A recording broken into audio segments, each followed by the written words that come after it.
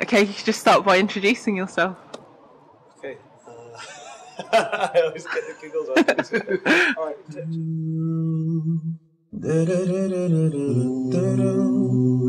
Assalamu alaikum, my name is Tom, or Aimen, or Abu Safa. You can call me any of the three of the above titles, and I'm Muslim. A convert to Islam.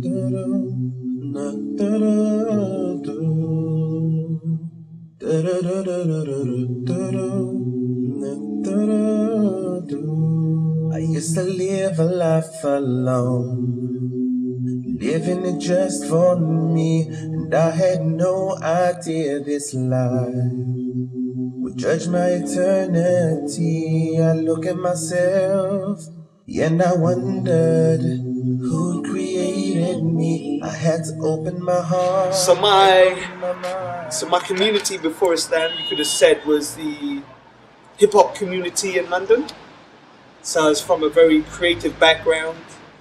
I'm from Leeds, so when I came down to London, I think some family members or friends maybe up north saw it as a very large transition.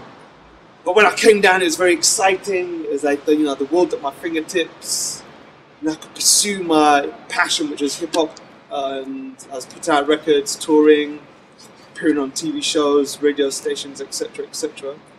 And I had lots of friends, in inverted commas. Obviously, as you become older, you realize that those networks, those ties, those friendships, those brotherhoods, and maybe not as deep as you first thought. And it made me realize how fragile they were, how those relationships were based on mutual gain. And actually, as a non-Muslim, there's a verse of the Quran that really stuck out to me. The mutual rivalry and pursuit of worldly gains distracts you till you visit the graves. بسم الله الرحمن الرحيم ألهاكم التكاثر حتى زرتم المقابر كلا سوف تعلمون ثم كلا سوف تعلمون. So some scholars will say that this is talking about when you go to visit the graveyard, and obviously there's conditions for that, and you see the graves and it reminds you of death. Other scholars say that it's actually when you are in the grave yourself. I was chasing the worldly gains, I was chasing that respect, that fame, and I got it to a certain extent, not on Michael Jackson levels obviously, but on a microcosmic level. But when you get it, you want more. And you want more, and you want more and more, and you're never satiated, you're never satisfied. So we're so obsessed with chasing this dunya, this worldly life, cars, women, clothes, money, fame, adulation, that you can forget the reality of our existence, which is we live, and very soon we're going to die, and our purpose of existence is to worship Allah. I look at myself, and I wondered who created me. I had to open my heart and open my mind and open my eyes to see. Open my eyes and see the existence of what's surrounding me. I definitely found myself very lost when I first came into the deen of Islam. More than just coincidence, you look around and see. So that transition was very difficult, to now fraternizing with people who maybe have a more orthodox, conventional lifestyle. And maybe I had some arrogance in myself at that point where I looked down on those more conventional lifestyles. Alhamdulillah, maybe the deen, I hope anyway, obviously people will be able to testify enough, but hopefully I'm slightly more humble now, which isn't a very humble thing to say, but now see it as a noble thing to go out there and work and provide for your family, even in a job that isn't particularly glamorous or exciting.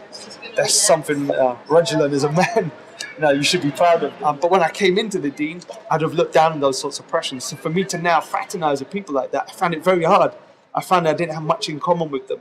And also I was very creative and artistic. And what I found is that there's a real polarization in terms of Muslims, those who tend to have a creative inclination, often, this isn't all the time, but often, follow a more modernist, liberal take on the deen because people are more open-minded and less judgmental of you being creative. Whereas those who follow more conservative classical understanding, generally, obviously this is not always the case, but generally are more dismissive of the creative arts. So the very thing I was accustomed to being revered for in my Jahiliyyah, pre-Islamic days of ignorance, I would now be reviled for within Islam. And now, for my ego, that was something to get accustomed to, should we say. It took me a very long time to get accustomed to. It's probably for my own good as well. I see the rain fall from the sky and see a seed become a tree. Lift the veil from your heart. I wrote somewhere that when you come to the deen, you need a friend, not a fatwa. Succeed. Open my eyes and see these. For me, the two most shocking things when I came into Islam, number one, racism. Not directed at me, but just how other Muslims reacted to other Muslims of different ethnicities and skin colours. So that was astounding, coming from a hip-hop background where it's quite multicultural, multiracial, and no one would dare be racist, to now hear people be openly racist. Number two, the disunity. And I went to a particular masjid when I first came into the deen quite regularly because it was the one nearest to me, and the amount of disputes, arguments, falling out was incredible. And not what I got into the deen for, but obviously the older we become in our Islam, more spiritually mature, we realise that human beings are fallible animals. Obviously, part of it I think is taqwa. People have a concern about the truth, but a lot of time people want to prove that they're right. I think if you're busy being productive, you don't have time to sit around talking about other people because you're busy doing stuff yourself. But I think it's indicative of people that maybe one have got too much time on their hands and are probably two not doing much positive themselves. And I used to see this in the music industry as well.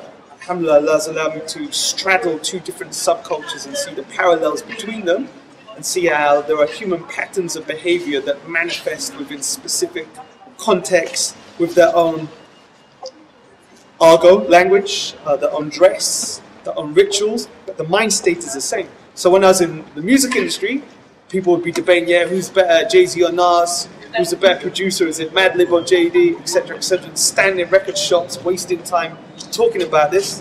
Where I'd be like, bro, I'm too busy making music to have these discussions and contributing to the culture.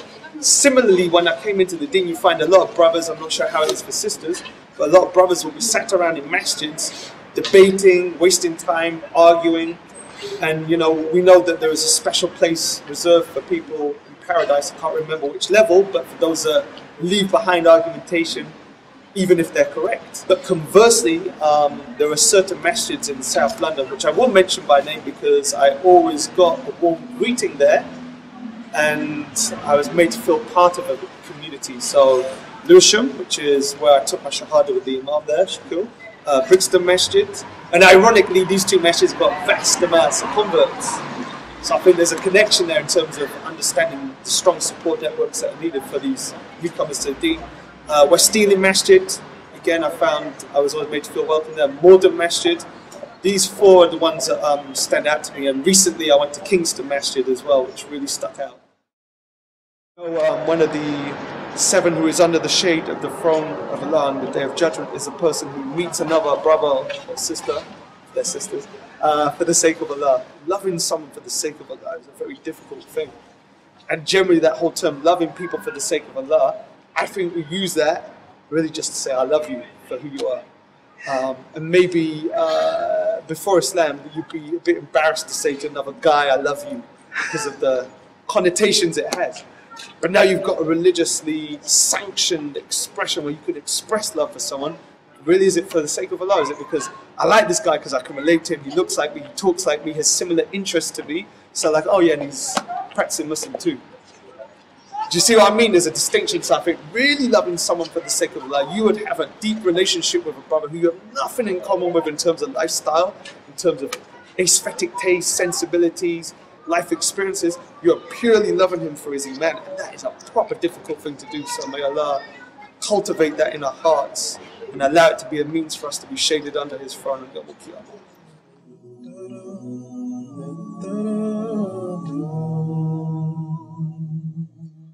How can you deny the oneness of Allah? Allahu Akbar. How can you deny the oneness of a mind? Allah